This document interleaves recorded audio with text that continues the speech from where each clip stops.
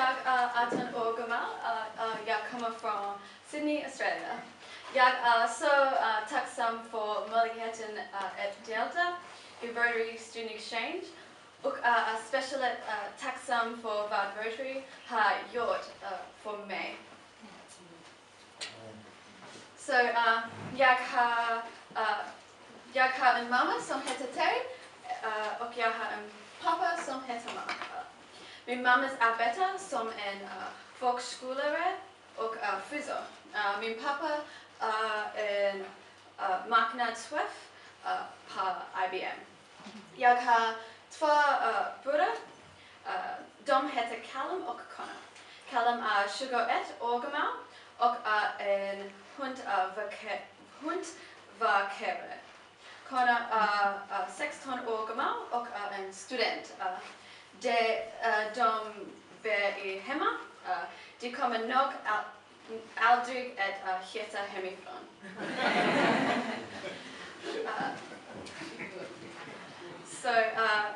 Min mamma och jag har fosterkatter. Vi har foster över 20 katter. Jag gillar också att sjunga och spela gitarr. En av mina favoritsaker att göra att resa. Jag har varit i Amerika, Thailand och Kambodja och Vietnam som volontär.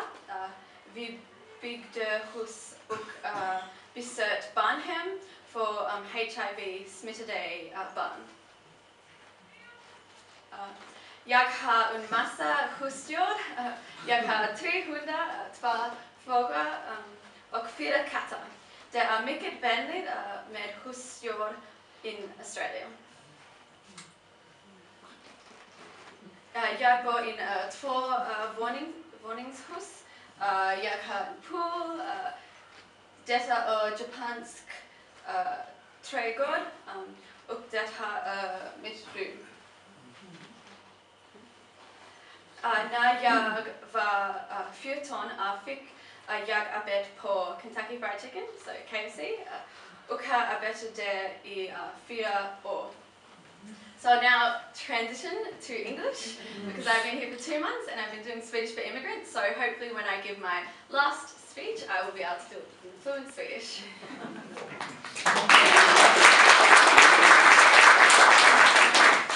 So my main job in KFC was the front counter.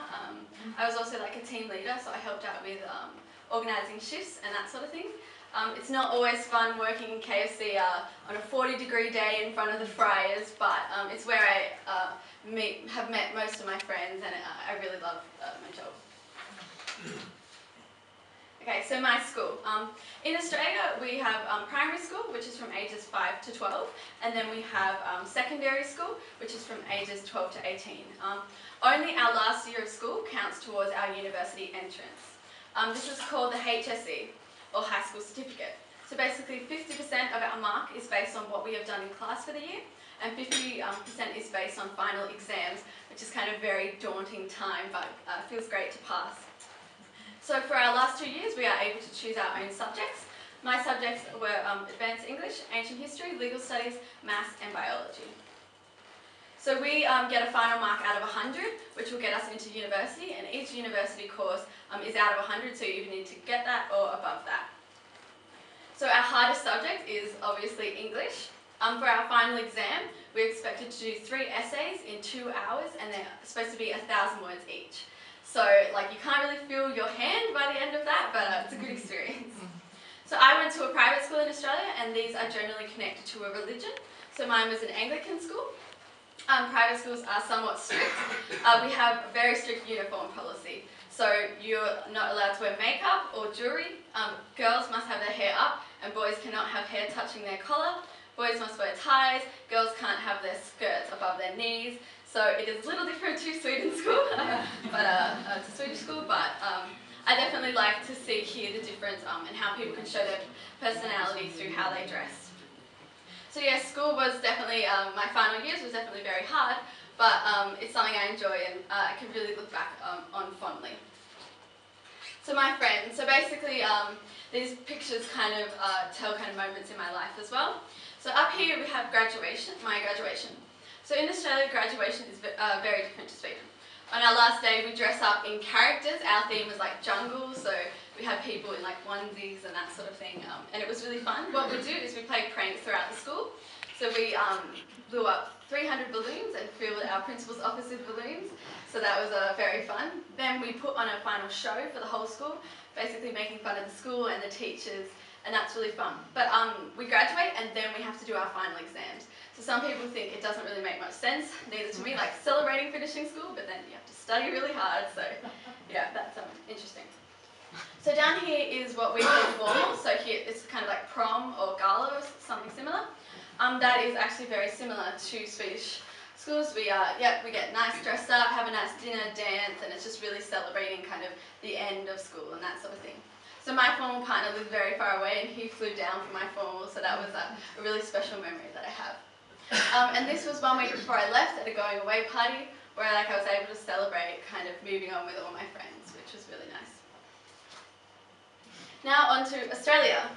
So when I came to Sweden at first, I thought it was huge, and then I looked at this and I was like, maybe not. So yeah, the population of Australia is 22.7 million, as you can see, and Sweden can fit into Australia almost 17 times, which is really crazy. But most of Australia's population is really Melbourne, Sydney and Brisbane, and I've only ever been to like Brisbane and Sydney. So yeah, haven't seen most of it. And as you can see, 2.9 people per square kilometre, which is quite a lot compared to Sweden. But most of our land is kind of inhabitable, that sort of thing, especially in the middle. We are all kind of on fertile land, which probably isn't the best idea. Okay, so some things that are typically Australian. Well, Vegemite is something that is very Australian. If you guys would like to know what it tastes like, you should ask Shane. He definitely had a very interesting experience trying it. I can't say that he loved it as much as I do, but yeah, it's something very typically Australian and you'll all have to try sometime. Another thing that we're known for is kind of meat pies, which we actually stole from England, but yeah, we kind of claim it as our own. And also Uluru. So Uluru is actually taller than the Eiffel Tower at 348 metres high. So it doesn't look so big, but it takes a really long time to kind of walk around and that sort of thing. So we have a couple of big events in Australia every year. One of them is the Melbourne Cup. So that is one horse race that stops the whole nation.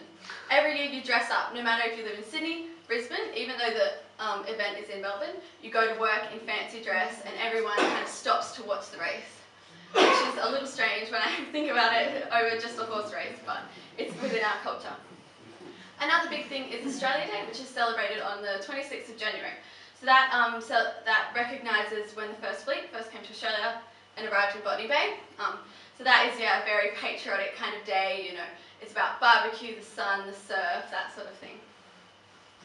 Down here we have the Easter Show. So Easter Show is within Sydney, and the concept is the city meets the country. So rural kind of producers are able to bring in all their products and show it off. You have things like petting zoos and dog shows, fruit markets and that sort of thing, but as well as rides and show bags and that sort of thing. So it's very fun.